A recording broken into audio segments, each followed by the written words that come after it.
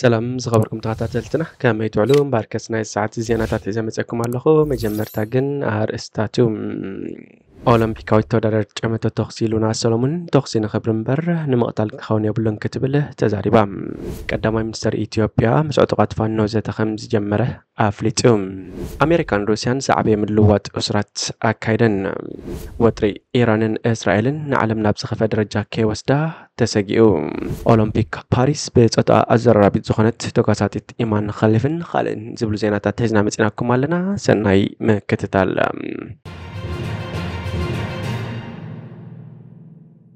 ኦሎምፒካዊት ተወዳዳሪት ጨመተ ተኽሲ ሉና ሰሎሞን ተኽሲ ንኽብሪ እምበር ንምቕታል ክኸውን የብሉን ኢላ። ሉና ሰሎሞን ኣብ ኦሎምፒክ ፓሪስ 2024 ኣብ ጋንታ ስደተኛታት ኣብ ጨመተ ተኽሲ ትሳተፍ ዘላ ኤርትራዊት ተወዳዳሪት እያ። ሉና ሰሎሞን ንመሪር ጉዕዞ ስግረ ሰሃራን ማእከላይ ባሕርን ብክንደይ ተጋድሎ ሂወት ሓሊፋ ናብ ኦሎምፒክ ፓሪስ ክትሳተፍ በቂዓ ዘላ ኤርትራዊት እያ። ካብ ጓል 21 ዓመት ጀሚራ ብስፖርት ክትነጥፍ ፀንሐት ሉና ሎሚ ዓመት መበል 30 ዓመታ ኣብ ዝመልኣትሉ ኣጋጣሚ ኣብ ውድድር 10 ሜትሮ ዝርሕቀት ጨመተ ተኽሲ ኦሎምፒክ ትወዳደር ኣላ። እዛ ንብዙሓት ከም ኣብ መሪር ተመክሮ ዝሓለፉ ስደተኛታት ጩራት ተስፋ ወሊዓ ዘላ ኤርትራዊት መንእሰይ ኣብቲ ኣብ 2021 ኣብ ቶኪዮ ዘካየደቶ ውድድር ኦሎምፒክ ምስ ሮይተርስ ኣብ ዝገበረቶ ቃለ መሕተት ኣብ ዓድና ጨመተ ተኽሲ ስፖርታዊ ውድድር ኣይኮንካን ተዘውትሮ ንምቕታል ሰብ እዩ ዝትኮስ ኢላ ብምባራ ዝዝከር እዩ። ንሳ ወሲኻ ጨመተ ተኽሲ ንኽብሪ እምበር ንምቕታል ኣይኮነን እዩ ክትብል ሓሳባ ሂባ ምንባራውን ፀብጻብ ሮይተርስ ይሕብር። ሉና ሰሎሞን ኣብ ስዊዘርላንድ ትነብር ኮይና ካብቲ ዘጓነፋ መሪር ተመክሮ ስደት ወፂያ ሕጂ ኣብ ጨመተ ተኽሲ ብምውድዳር ክብርን ዝናን ትጎናፀፈሉ መድረኽ ብምህላዋ ማዕረ ክንደይ ከም ዝሕጉሳ መቕረባን ብፆታን ዝገልፅዎ እዮም። ቀዳማይ ሚኒስትር ኢትዮጵያ ምስ ዕጡቓት ፋኖ ዘተ ከም ዝጀመረ ኣፍሊጡ። ቀዳማይ ሚኒስትር ኢትዮጵያ ዶክተር ኣብይ ኣሕመድ ንምምሕያሽ ማክሮ ፖሊሲ ኣመልኪት መብርሂ ኣብ ዝሃበሉ ኣጋጣሚ ኣብ ክልል ኣምሓራ ምስ ዘለዉ ዕጡቓት ሓይልታት ዘተ ከም ዝጀመረ ኣፍሊጡ። ንሱ ክሳብ ሕጂ ኣይገለፅኮን እምበር ኣብ ክልል ኣምሓራ ምስ ዝንቀሳቐሱ ዕጡቓት ሓይልታት ዝርርብ ካብ ንጅምር ውዒልና ሓዲርና ኢና ክብል ቅድሚ ሕጂ ዘይተሰምዐ ሓበሬታ ሂቡ። ኣፅቢብካ ዶክተር ኣብይ ብርግፅ እቲ ዕጡቕ ሓይሊ ሓደ ስለ ዘይኮነ ምስቲ ሓደ ክንዘራረብ ከለና ምስቲ ካልእ ኣይንረዳዳእን ኢና ንዝርብ ክጥዕም ሓደ ክኾኑ ብዙሕ ፅዕርና ኢና ንኣፍልጦም ግን ምይይጥ ነካይድ ኢና ዘለና ክብል ኣረዲኡ። ቀዳማይ ሚኒስትር ኢትዮጵያ መወዳእታ ብተኸታታሊ ኣብ ተፀራርነት ካብ ዘለው ኣብ ክልል ኣምሓራ ዝንቀሳቐሱ ሓይልታት ምስ መንግስቲ ዝርብ ዝጀመሩ ከም ዘለው ጠቂሱ ሰላምን ብልፅግናን ብዘተ ጥራይ ከም ዝመፅእ ኣገንዚቡ። ይኹን እምበር እቲ ቀዳማይ ሚኒስትር ኣብ መብርሂኡ ምስ ኣየኖት ሓይልታት ፋኖ ከም ዝተዘራረበ ኣይነፀረን ጥራይ ዘይኮነስ እቲ ቤት ምኽሪ ሰላም ዝበሃል ኣካል ኣብቲ ዝርብ ብዛዕባ ዝነበሮ ተራውን ዝበሎ ነገር የለን። ኣሜሪካን ሩስያን ዝዓበየ ምልውዋጥ እስራት ኣካይደን። ኣብ ሩስያ ተኣሲሮም ዝፀንሑ ኣሜሪካውያን ዜጋታት ዝሓዘት ነፋሪት ሜሪላንድ ከም ዝኣተወት ተገሊጹ። ኣሜሪካ ሓዊሱ ኣብ መንጎ ጀርመን ገለ ሃገራት ምዕራብን ሩስያን ኣብ ዝተኻየደ ምልውዋጥ እስራት 24 ሰባት ከም ዝተፈትሑ ተረጋጊጹሎም። እዚኦም ጋዜጠኛ ዎል ስትሪት ጆርናል ዝኾነ ኢቫን ጋርሽኮቭ፣ ሓይሊ ባሕሪ ኣሜሪካ ነበር ፖል ዌላንን ሩስያዊት ኣሜሪካዊት ጋዜጠኛ ኣልሱ ኩርመሽቫን ይርከቦም። ከም ኣካል ናይቲ ስምምዕ ድማ ቀንጻሊ ኣገልግሎት ጸጥታ ሩስያ ዝነበረ ቫዳም ክራስኪዮቭ ብጀርመን ነጻ ወፂኦም። ሓያሎ እስራት ካብቲ ኣብ ኣብያተ ማእሰርቲ ሩስያ ዝርከብ ሸላታት ናብ ዘይፍለጥ ቦታታት ከም ዝተሰጋገሩ ምስ ተሰምዐ ኣብ መንጎ እዘን ሃገራት ምልውዋጥ እስራት ክግበር ምዃኑ ክግለጽ እኒሎ። ወጥሪ ኢራንን እስራኤልን ንዓለም ናብ ዝኸፍአ ደረጃ ከይወስዳ ተሰጊኡ። እስራኤል ኣብ ልዕሊ ላዕለዎት ሓለፍቲ ሓማስን ሂዝቦላ እንድሕር ዝፈፀመቶ ቅትለት ኣብ ዞባ ማእከላይ ምብራቕ ወጥሪ ነጊሱ ናበይ ክመርሕ ይኽእል ከም ሳዕቤኑ ድማ ኣብዚ ጉዳይ ተሳሒበን ክኣትዋ ዝኽእላ ሃገራት ንዓለም ዝህልዎ ሓደገኛ ሳዕቤንን ኣመና ኣሸቓሊ ኮይኑሎም። ኣብቲ ዞባ ንቐንዲ ፖለቲካውን ወታደራውን መራሕቲ እናሃደንካ ምቕታል ዝፀንሐ ተመክሮ እዩ። እዚ ናይ ሕጂ ፍሉይ ዝገብሮ ግን ንዝለዓለ መራሒ እሞ ኣብ መሬት ካልእ ሃገር እንከሎ ዕውት ብዝኾነ መንገዲ እስራኤል ክትቀትሎ ምኻላ እዩ። ፖለቲካዊ መራሒ ሓማስ እስማኤል ሃንያ ኣብ ጽምብል ቃለ መሓላ ሓድሽ ፕሬዚደንት ኢራን ድሕሪ ምስታፉ ነዊሕ ከይፀንሐ እዩ ተቐቲሉ። እዚ ከዓ ንኢራን ዓብዪ ዲፕሎማስያውን ፖለቲካውን ሃስያ ኣሉታዊ ፅልዋን ዝፈጥረላ እዩ ይብል ተንታኒ ፖለቲካ ጉዳያት ማእከላይ ምብራቕ ቀርኒ ኣፍሪቃን ኣሰይድ ዓብዱራሕማን ኣቡ ሃሽም።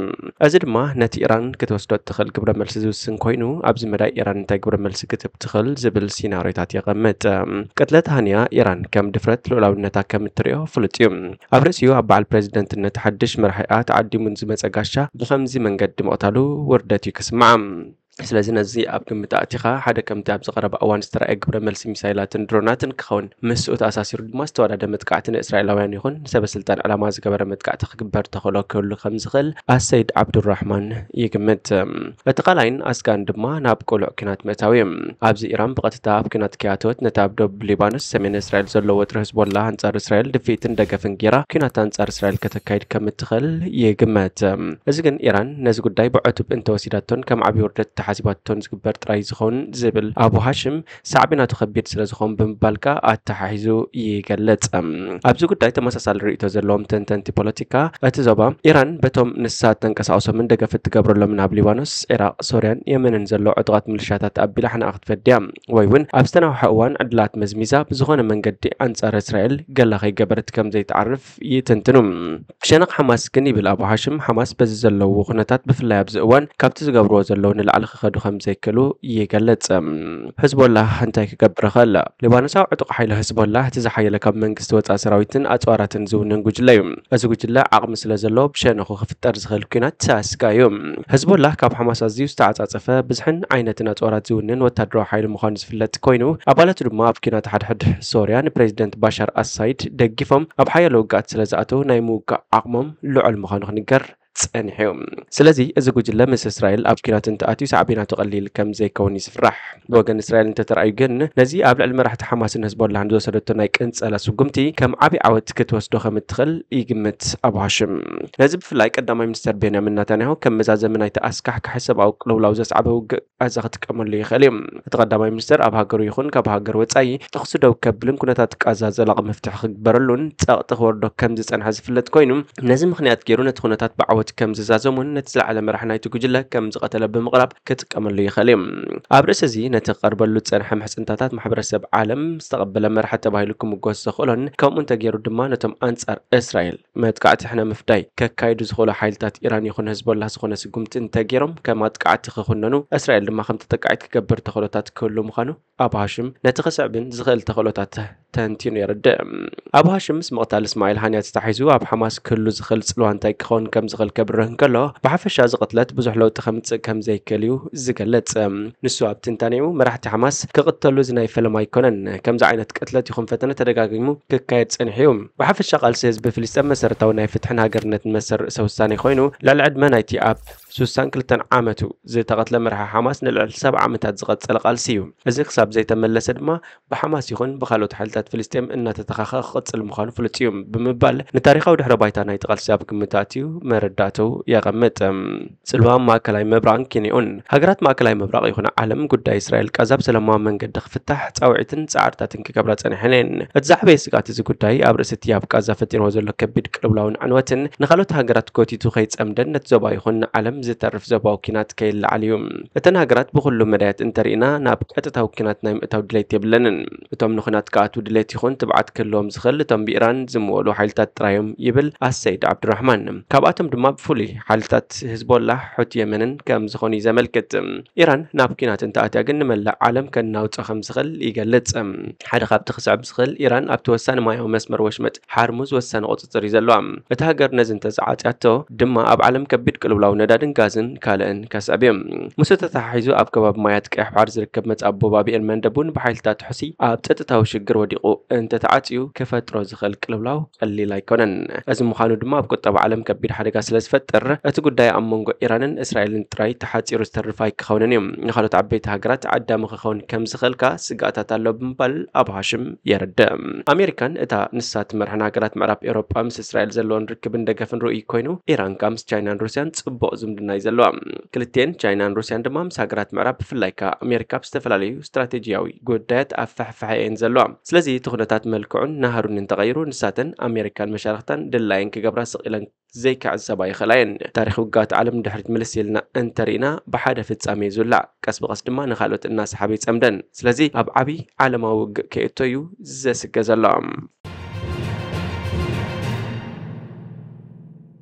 ኦሎምፒክ ፓሪስ ብጾታ ዘራራቢት ዝኾነት ተጓሳጢት ኢማን ኸሊፍ ኢጣልያዊት ተጓሳጢት አንጀላ ካሪኒ ምስ አልጀራዊት መጋጥምታ ኢማን ኸሊፍ ኣብ ዝነበራ ግጥም ህይወተይ ክሕልለኒ ብዝብል ኣብ 46 ካልኦት ጻዕዳታት ተቐቢላ ካብቲ ውድድር ወፂያ ኸሊፍ ኣብ መንጎቶም ኣብ ዝሓለፈ ዓመት ረቑሒታት ሻምፒዮን ዓለም ኣየማልኡን ተባሂሎም ዝተዘርዘሩ ተጓሰጥቲ ኮይና ኣብዚ ዓመት ኣብቲ ኣብ ፓሪስ ዝካየድ ዘሎ ኦሎምፒክ ካብ ዝተፈቐደሎም ክልተ ኣትሌታት ሓንቲ እያ ንሳ ኣብቲ ህንዲ ዘዳለወቶ ሻምፒዮን ዓለም ንኽትሳተፍ ዝተገብረ መርመራ መጠን ቴስቶስትሮና ክብ ዝበለ ተባሂላ ነይራ ይኹን እምበር ኮሚቴ ዓለም ለኻዊ ኦሎምፒክስ ኣብ ዘዳለወ ውድድር ፓሪስ ኦሎምፒክ ክትሳተፍ ተፈቒዱላ ጓል 25 ዓመት አልጀራዊት ኢማን ኣብ ዝሓለፈ ዓመት ኣብ ቶኪዮ ዝተኻየደ ውድድር ከምዚ ተሳተፈት እውን ይዝከር ሕጂ እንታይ ጋጢሙ ኣብ መጀመርታ 30 ኻሊታት ኸሊፍ ብግጽቲ ዝሃረመታ ካሪኒ ናብቲ ማዕዘን ብምኻድ ምስ ኣሰልጠንያ ክትዘራረብ ጀሚራ ድሕሪ ናብ መጋጥምታ ተመሪሳ ድሕሪ ሒደት ካሊታት ዳግም ናብቲ ማዕዘን ብምኻድ ኣብቲ ውድድር ክትቅጽል ከም ዘይትደሊ ሓቢራ ዳኛ ኢድ ኸሊፍ ሓፍ ኣቢሉ ኣብቲ ውድድር ከም ዝተዓወተት ቅድሚ ምግላጹ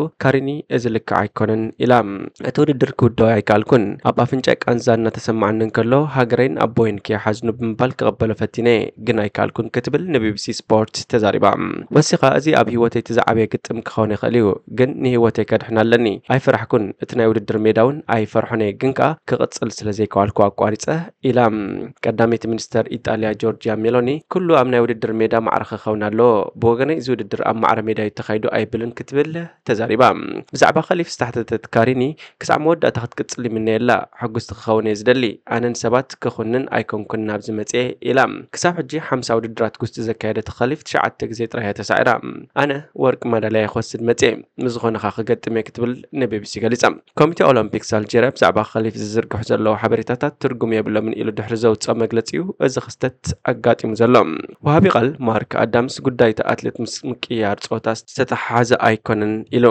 ጉግያት ጸብጻባት ክወጹ ንዕዘብ ኣለና ግልጽ ክኸውን ዘለዎ ጉዳይ ምቅያር ጾታ ኣትሌት ጉጉይ ምዃኑ እዩ ኢሉ ኣብ ዝሓለፈ ዓመት ኣብ ዝተኻየደ ሻምፒዮን ዓለም ረቑሒታት ጾታ ኣየማልእትን ተባሂላ ዝረኸበቶ ሜዳልያ ነሓስ ዝተመንዝዐት ቻይናዊት ሊን ዩቲንግ ሎሚ ኣብ ፓሪስ ክትገጥም እያ ኮሚቴ ዓለም ለኻዊ ኦሎምፒክስ ኣብቲ ውድድር ዝሳተፉ ኩሎም ተጓሰጥቲ እቲ ውድድር ዝሓቶ ረቑሒታት ዘማልኡን ነቲ መምርሕታት ተኸቲሎም ዝወዳደሩን እዮም ኢሉ ሻምፒዮን ዓለም 2023 ዘዳለወ ዓለም ለኻዊ ማሕበር ጉስቲ ነዘን ክልተ ኣትሌታት ኣጊድዎን መንበሩ ይፍለጥ ይኹን እምበር ኣብ ኦሎምፒክስ ዝካየድ ውድድር ብኮሚቴ ኦሎምፒክስ ዝዳሎ እቲ ማሕበር ብረቡዕ ኣብ ዘውፅኦ መግለጺ ክልተን ተወዳደርቲ እቲ ስፖርት ዝሓቶ ፍትሓውነትን ክብርን ንምሕላው ብዝብል ከም ዝተኣገዳ ገሊጹ ኸሊፍ ጽባሕ ቀዳም 66 ኪሎግራም ኣብ ዝካየድ ውድድር ርብዕ ፍጻሜ ምስ ሃንጋርያዊት ኣና ሉካ ሃሞሪን ክትገጥም እያ እዛ ብጾታ ምኽንያት እተዘራረብ ዘላ ተወዳዳሪት ድሕሪ ዘሎ ውድድር እንተተዓዊታ ወርቂ መዳልያ ክትሽለም እያ مباركس خبركم تخطاتلتنا نايز ساعة زي زينا ومسانا دونا بزي فتسم حدش زيناتات مكتتال سبسكرايب شير لايك كومنت مقبارا يترسعيكم سلام